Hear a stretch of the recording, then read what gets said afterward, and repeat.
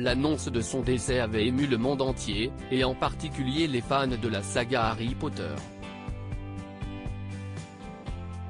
L'acteur Robbie Coltrane, qui incarnait l'inoubliable et charismatique personnage d'Hagrid dans la franchise dédiée au célèbre magicien, est décédé à l'âge de 72 ans le 14 octobre dernier.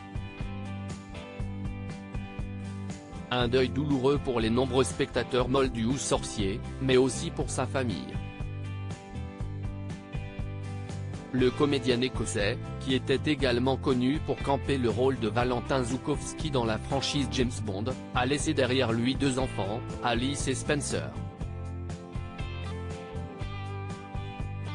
Ce sont eux qui étaient chargés de respecter les dernières volontés de leur père, et si est désormais chose faite.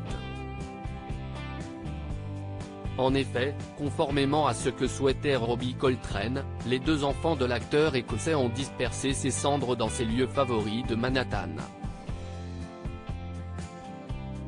Robbie Coltrane, né en 1950, est arrivé à New York dans les années 1970 alors qu'il était encore un immigré clandestin, selon ses propres dires. CIST alors questionné son amour pour la grosse pomme.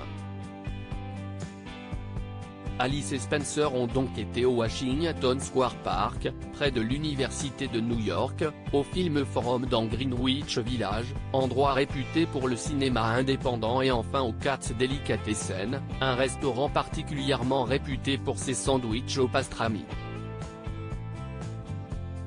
La plus grande fierté de ma vie.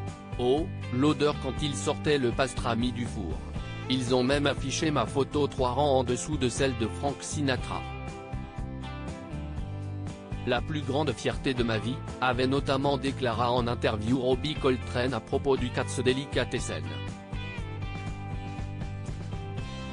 Cet endroit, véritable institution qui existe depuis plus de 130 ans, est également connu pour avoir accueilli une scène culte du film Quand Harry rencontre Sally. Ces 2 enfants ont donc répandu les cendres de l'acteur écossais près de chacun de ces lieux, au cours d'une cérémonie hautement symbolique. Durant ce parcours, ils étaient accompagnés par le réalisateur new-yorkais Amos Poe, qui fut le premier à offrir un rôle à Robbie Coltrane aux États-Unis. C'était dans le film Subway Riders, paru en 1981.